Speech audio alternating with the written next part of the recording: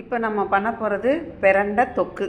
பிரண்டை தொக்குக்கு என்னெல்லாம் வேணும்னா மிளகாய் வத்தல், பெருங்காயம், உப்பு, பிரண்டை, கொஞ்சம் கருவேப்பிலை. கருவேப்பிலை வந்து ஒரு வாசனையாகவும் இருக்கும், பிரண்டையில் எந்த ஸ்மெல்லும் இருக்காதுல்ல. அதனால் பிளாண்டாக இல்லாமல் கொஞ்சோண்டு கருவேப்பிலை ஹெல்த்தியாக இருக்கும். கருவேப்பிலையை நம்ம எடுத்து வச்சுருவோன்றதுக்காக எல்லாத்தையுமே அரைக்கும் போது சேர்த்து அரைச்சிட்டோம்னா நல்லது, ஹெல்த்தியாக இருக்கும் அப்படின்றதுக்காக கருவேப்பிலை போட்டிருக்கேன். புளி கரைச்சி வச்சுருக்கேன். இவ்வளோ தான், இந்த 4 தான் வேணும் பிரண்டை தொக்குக்கு. இதுக்கப்புறம் என்ன பண்ண போகிறோன்றதை நம்ம அடுத்து பார்ப்போம். ஒரு ஃப்ரை பேனில் 3 பெருங்காயமும் இந்த எடுத்து வச்சுருக்கிற மிளகாய் வத்தலையும் போட்டு வதக்க போகிறோம். ஒரு வதக்கு ரொம்ப வதக்கணும்னு அவசியம் இல்லை, லைட்டாக வதக்கினா போதும். இந்த பெருங்காயம்லாம் பொரியணும்ல, அந்த பொரியிற வரைக்கும் வதங்கினா போதும். ரொம்ப வதக்கணும் நான் ஏன்னா மறுபடியும் இதை வதக்க போகிறோம், அதனால் இதுவே போதும், இந்த அளவு போதும். பெருங்காயம் நல்லா பொரிஞ்சிருச்சு, பொரிஞ்சோடனே எடுத்துட வேண்டியது. நம்ம வதக்க போகிறது கொஞ்சமாக கருவேப்பிலை, பிரண்டை ரெண்டையும் லைட்டாக வதக்கினா போதும். இதையும் எண்ணெய் விட்டதுனால சீக்கிரம் வதங்கிடும், ஏன்னா மறுபடியும் நம்ம இதை வதக்க போகிறோம். அதனால் இதை நல்லா அரைப்படுறதுக்காக தான் இந்த மாதிரி வதக்கிறது, இல்லைன்னா ரொம்ப திப்பியாக இருக்கும். இந்த பிரண்டையை எடுக்கும்போது மட்டும் கொஞ்சம் எலசாக எடுக்கணும்.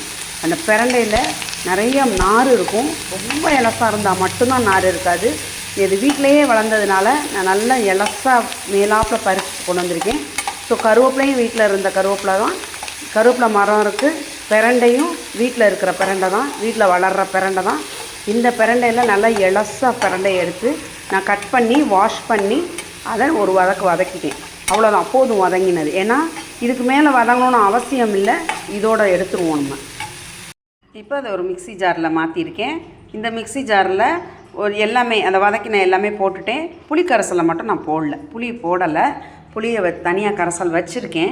வேணும்னா நீங்கள் இதிலேயே புளி போட்டு அரைச்சிக்கலாம், பட் புளி டேரெக்டாக சாப்பிட வேணான்றதுனால பொதுவாகவே இந்த கரைசலை எடுத்து புளி கரைசலாக தண்ணியாக சாப்பிட்டோம்னா இருக்கிற எஃபெக்ட் வந்து கொஞ்சம் குறைச்சிருக்கும். டேரெக்டாக புளி சாப்பிடும்போது நம்மளுக்கு உடம்புக்கு கெடுதி அப்படின்றதுனால மோஸ்ட்லி நான் என்ன செய்வேன்னா டேரெக்டாக புளியை போட்டு அரைக்க மாட்டேன். புளியை நல்லா கரைச்சிட்டு அந்த தண்ணியை தான் விடுவேன், கொஞ்சம் கெட்டியாக வச்சுக்கலாம் தண்ணியை. இதனால் இதை கடைசியாக புளி கரைசலை மட்டும் வச்சுருக்கேன். மிச்சம் எல்லாத்தையும் ஒன்றா போட்டு இப்போ மிக்சியில் கிரைண்ட் பண்ணுவோம். கடுகு வெடிச்சிருச்சு, வெடித்தோடனே அடுப்பை குறைச்சி விட்ருக்கேன். இப்போ அதை நல்லா கலந்துட்டு இதை வந்து இதில் ஊற்றணும். ஊற்றினா இது நல்லா கொதிக்கணும். இப்படி செமி சாலிடாக இருந்தால் தான் அது ரொம்ப நேரம் கொதிக்கணும், ஏன்னா பிரண்டை வந்து அரிக்கும்ல. அதனால் உப்பு, புளி, மிளகாய் எல்லாம் போடும்போது நல்லா கொதித்து கெட்டியாக வரணும். கெட்டியாக வர்ற வரைக்கும் நல்லா கொதிக்கணும். இது கொதிக்கட்டும்.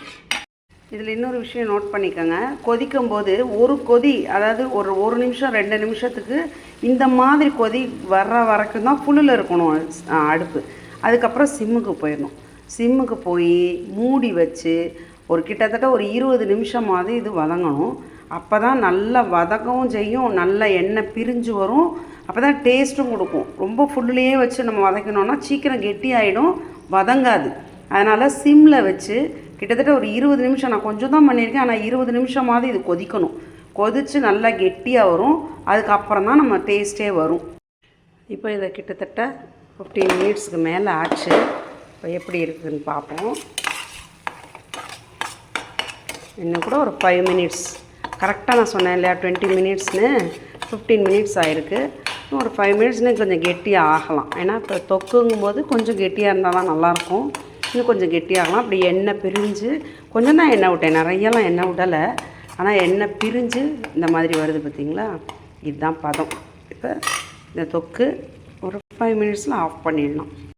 இப்போ தொக்கு ரெடி ஆகிடுச்சு, எண்ணெய் பிரிஞ்சு வந்துடுச்சா. இப்போ நிறைய வதக்கிறது மூலமாக ஒன்று டேஸ்ட் இருக்கும், இன்னொன்று கெட்டு போகாது.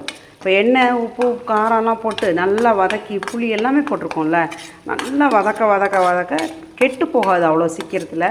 நம்ம இதை 1 வாரம் வரைக்கும் வெளியிலேயே வச்சு யூஸ் பண்ணலாம். ஃப்ரிட்ஜில் வச்சுருந்திங்கன்னா 1 மாதம் வரைக்கும் வச்சு யூஸ் பண்ணலாம். இவ்வளோ தான், ரொம்ப ஈஸி தான். பிரண்டை தொக்கு பண்ணுறது ரொம்ப ஈஸி தான், கொஞ்சம் டைம் தான் எடுக்குமே ஒழிய ரொம்ப ஈஸி. கொஞ்சம் தான் எல்லாமே தேவைப்படும், ரொம்ப ஈஸி. நீங்களும் வீட்டில் பண்ணி பாருங்கள். சப்போஸ் இது வீட்டில் பண்ணுறது கொஞ்சம் கஷ்டமாக இருக்கும், எனக்கு டைம் இருக்காது அப்படின்னு நீங்கள் நினச்சிங்கன்னா நீங்கள் என்கிட்ட ஆர்டர் கொடுக்கலாம்.